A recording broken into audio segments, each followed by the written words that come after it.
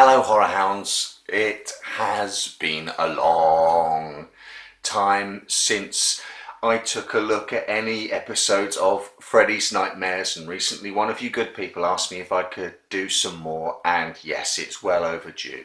I've got the week off, so the time is absolutely primed to dive back into the weird, patchy world of the Freddy's Nightmares TV series, and I've just dove straight back in with episode 19 called Missing Persons. As with every episode, there's an A story and a B story that are usually linked in some way.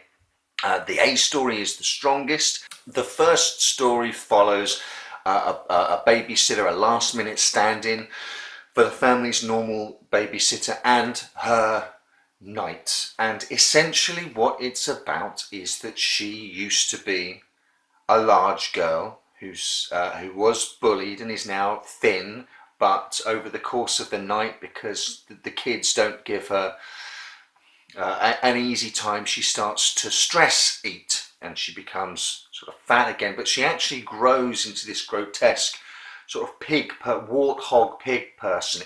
Actually eats the little girl and goes after the little boy. It's almost a la Hansel and Gretel. The bedtime story they want reading is Hansel and Gretel, so it sort of becomes a little like that, and she's this sort of grotesque pig person after the little boy to eat as well. And then, as with all of these things, the dreams sort of resolve themselves, and it's not what you think it is.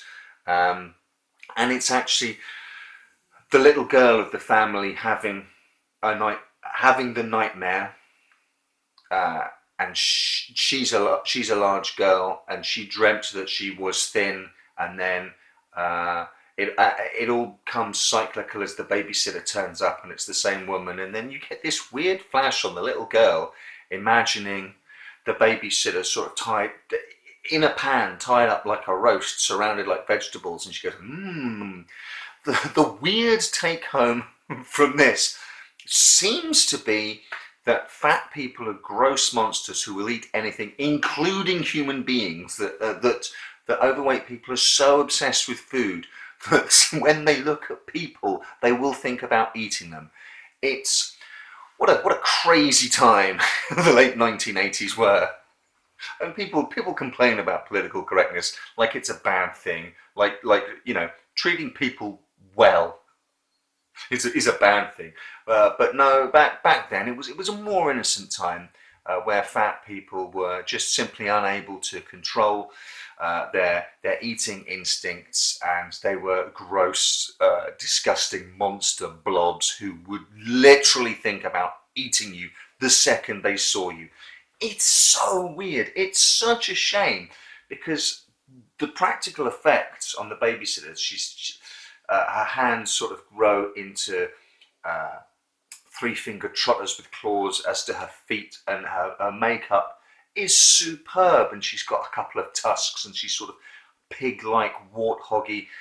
All of that looks great. It's just that the weird message beneath it was what? As is usual with the weaker episodes, the Freddy interstitials are the best bits. At the start of this segment, a really simple device. They filmed Robert Englund picking up a sort of Pringles crisp chip, I believe they're called in America, so we will call it a chip.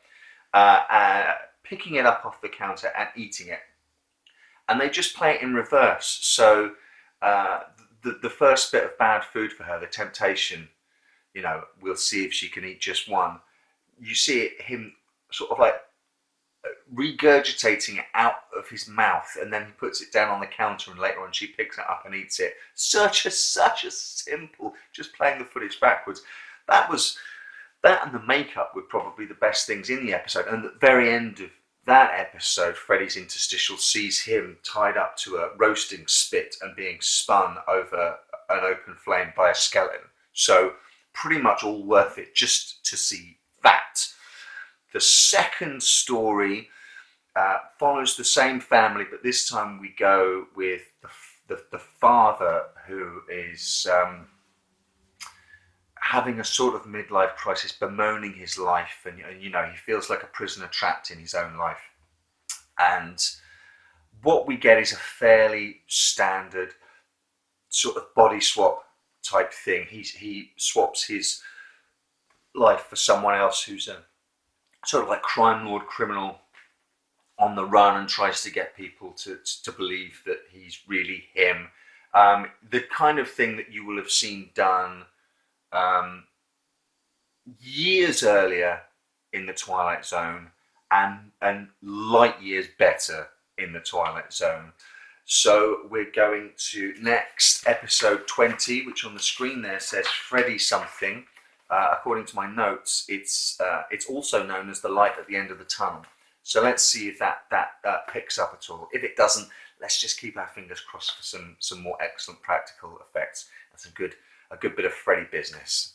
And so we're back after episode 20, and this is the beauty and the frustration of a TV show like Freddy's Nightmares, where the quality is of such wild difference, because after a dud of an episode, we have something that's genuinely great, or half great at least. The second half, slightly less so than the first half, but what a first half. It starts off with Freddy watching a TV show. I think it's supposed to be a spoof of 30 something, which was a popular show at the time, and he just shouts at the screen, "You whining yuppies," and he kills the mum, and he kills the dad, he kills the dog, and at the breakfast table there's the little kid that's left all alone. The title card comes up, and instead of 30 something it says Freddy something, and the kid's afraid of the dark, and he goes, "Well, now this is a story I can work with." And we follow the story of a guy who still retains his childhood fear of the dark. He's been unemployed for a number of months, answers a job ad in the paper for a job, gets the job, and it's working in the sewers beneath Springwood. His boss is played by Dick Miller, long-time collaborator with Joe Dante, so he's in Gremlins, he's in The Howling, he's in pretty much any Joe Dante film that you would care to mention, The Burbs and the like. Dick Miller is superb. He plays his boss, who dubs himself, because he works down in the sewers, dubs himself the Lord of the Underworld. So you've got the guy going down into the sewers where there is a monster, and then at night having nightmares where he's the little boy again, but down in the sewers and afraid of the dark. And he gets wound up tighter and tighter and tighter. It's so funny. He eventually takes a shotgun down to work with him so he can release the valves in an old section of sewer where the monster lives. And you get a little Ash Williams vibe, you know, a working blue-collar Joe going down into the sewers with a shotgun just to do his job. And to my mind, not only could that have stretched out into an entire episode, there is a series there in and of itself. Do you remember shows, weird sort of left field shows like Erie, Indiana? Can you imagine a show set in the sewage works, the sewers beneath a city, where the guys who go down there have to battle creatures as well as do their day job? Maybe a little bit like the sewer works version of Delamore Della Morte or something like that. And they just work for the Department of Work and Pensions. It just so happens that there are creatures down in the sewers, you know, dimensional portals, demons, stuff like that. But the government and the mayor, you know, we don't want it to get out. We don't want to panic the citizens. We just want the sewer system to work as they should. So you guys have to go down there, and as well as keep everything running, do repairs, clear blockages, you also have to fight evil. That's a whole series in and of itself in just this 20-minute segment. The second half, we move to that guy's girlfriend works in a video store, and we move across to the video store. It's great to see a video store in a TV show. I mean, I know I'm showing my age here and it's a bit of nostalgia, but it's great to see a video store. We move over to him. He's a sleaze. He is a scumbag who runs this video store, and he'd reneged on a deal for some audio cassettes before he moved from audio cassettes into video cassettes. He'd reneged on a deal, and the company's back to cash back in. And what they do is they suggest another deal: self-learning audio cassettes, subliminal cassettes that you use while you're asleep. And they make a new deal, and if that picks off and he becomes a big financial success, hey, just pay the bill you owed us from years ago. And he takes it home, but once he's asleep and under the influence of the audio cassette, the subliminals there, that guy whose deal he broke previously now has control of his subconscious and won't let him go until he agrees to a new deal. And that is fun in and of itself. I just loved the characters from the first segment so much. I would have loved in the second segment if, say, the guy who we'd already followed, who got the job down in the sewers, maybe got himself, because the subliminal tape while you're asleep fits perfectly in with fucking around with the dreamscape and everything that Freddy's all about anyway. So that little detail is beautiful to work with. Plus, those kind of things were sort of all the rage back then anyway.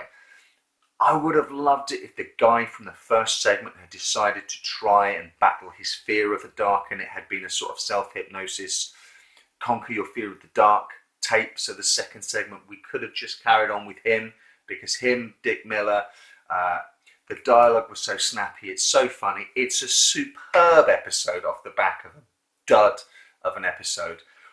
That you can hear it in my voice. I'm desperate for more of those characters, more Dick Miller. I just want to see them in the sewers battling evil. Anything to bring those characters back. So 2 more episodes to go in, and then we've finished season 1. So I might just crack on now that I'm here and watch episodes 21 and 22. But for now, that's your Freddy.